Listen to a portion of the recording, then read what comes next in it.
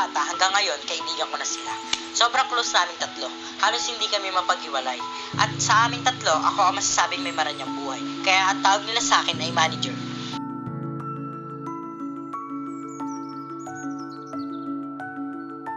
Naman si Troy, ang kuwela sa tropa, ang lagi nagpapatawa at nagpapasaya, lalo na kapag ang isa sa amin ay may problema. Anak siya na may-ari ng madalas namin tinatambayang coffee shop.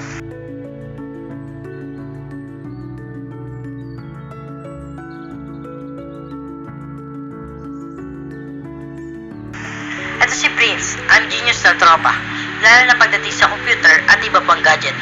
Tahimik siya, pero pag nagsalita may saysay. At tinuturuan niya kami ng mga dapat gawin at hindi dapat gawin, lalo na sa ACADS. Kaya natatahakan namin ang landas namin.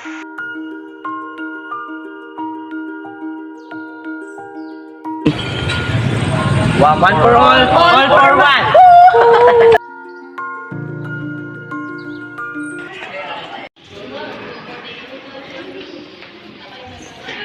Sino yung angel na yun? Oo nga. Bago sa paningin ko.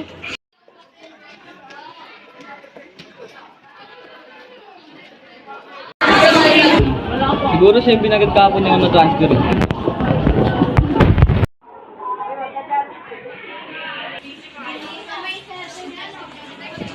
Uy, nice. Bago ka?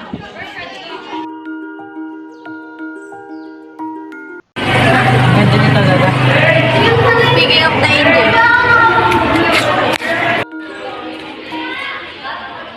Ay, hindi na password. Ako nga pala si Troy. Umalis na ka na ba? Bibili pa lang. Don't worry, sagot na yan ng manager ko. Manager Day! Si Everly wala pang merienda.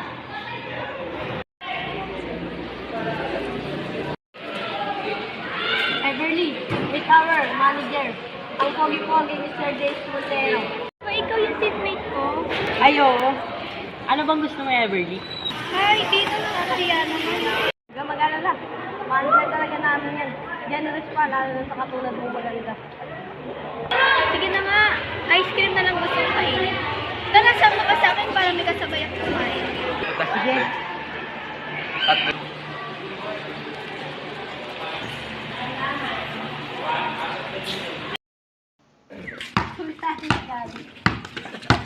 Oy Days! Game na, ba't di ka pa nakabihis? May laro pa naman tayo tatlo. Aba, mukhang may date naman si manager. Uy, date! Uy, sila Everly. Ano date? Ay, oo. Saglit lang, Everly. Guys, hindi mo na ako makakasama ngayon. Nagpapasama kasi sila Everly mamasyal. Next time na lang.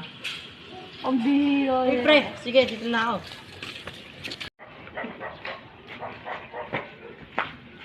Papadalas tayo mga Days ah. Ganun talaga pag tinamaan na. Patay.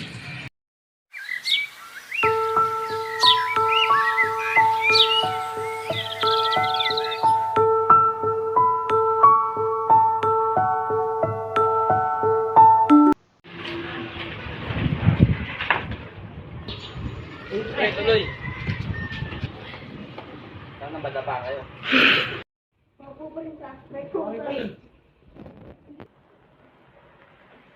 Pre, bariyan ka muna kayo. By the way, ba't kasi layo ng bahay ni Prince eh? Dapat doon na tayo gumawa sa bahay eh. Uy, nandito naman ako eh. Buti nga pinagmulyan daw pa kayo eh.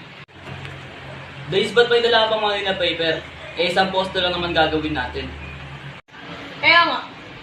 Sasabay ko na kasi gawin yung kay Everly at Tia kasi may pupuntahan pa sila eh.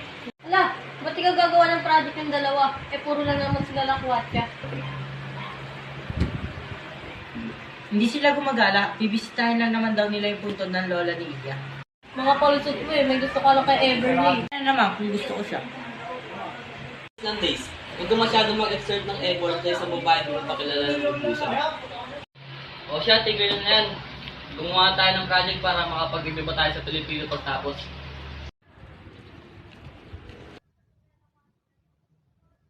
Everly, bakit kaya ang bait-bait sa atin ni Ding? Ewan ko nga ba? Kasi lahat ng assignment at project natin siya ang gumagawa at palagi na tayo pinapakopya. At nililibre pa. Pansin ko nga din. Uy, pa-crush ka niya. Bata pa ako, wala pa sa isip yun. Paano kung gusto ka na niyang ligawan? Bahala na. Uy.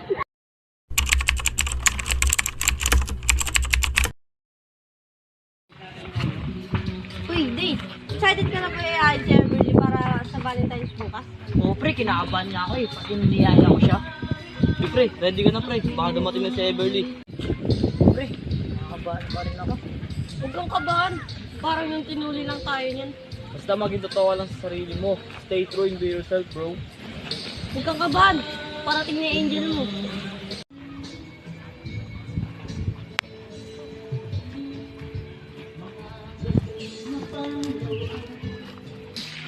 Eh, pre, si Everly pa.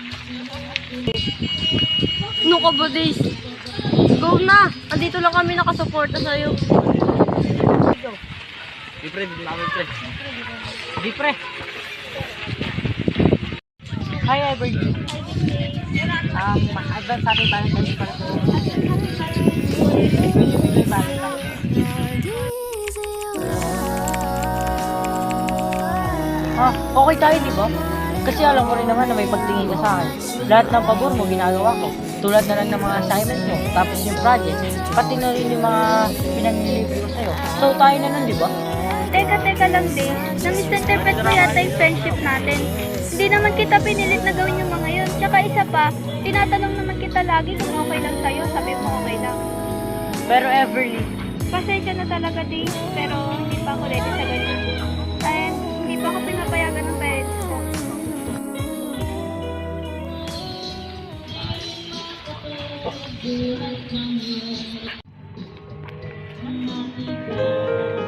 Prince, sorry nasaktan ko si Days. Mabuti siyang tao, kaso lang, hanggang kaibigan lang talaga tingin ko sa kanya. Naintindihan namin, Everly. Pagpasensya mo na rin yung kaibigan namin kung umasa siya na magagustuhan mo rin siya. Sorry naman yun, naging malambing ako sa kanya. Pero pure friendship lang naman yun. Puntahan niyo na si Days, kailangan niya kayo sa tabi niya ngayon. Pakisabi na lang din na nangingi ako ng sorry.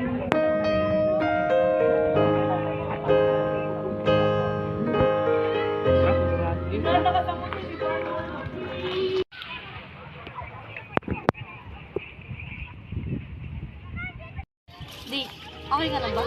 Siyempre nakakaya. Basil eh. Oo naman, at least you take the risk tsaka umami ka rin sa kanya. Tapang mo nga eh, kasi nga ako di ko kayang umami sa nagugustuhan ko eh. Parehas tayo, Torpe. Nahihiya rin ako, pre. Kasi madalas ko kayo maiwan, tapos hindi ko rin kayo nasasamahan para na sa mga bagong nakilala. Tapos parang hindi ko rin na-value yung friendship natin. Ayos na yun, yung mga basta sa susunod pagkagawa ka ng plano, huwag mong kalimutan kung may ng pin sa amin. Tsaka isa pa, mga bata pa tayo, unahin muna natin mga pag-aaral natin para sa maganda kinabukasan. Tumpak! Study first before girls. Tama ako, di ba tama? Oh, one for all for one! Puyo kayo sa amin, mga girls! Pag kami naging artista na!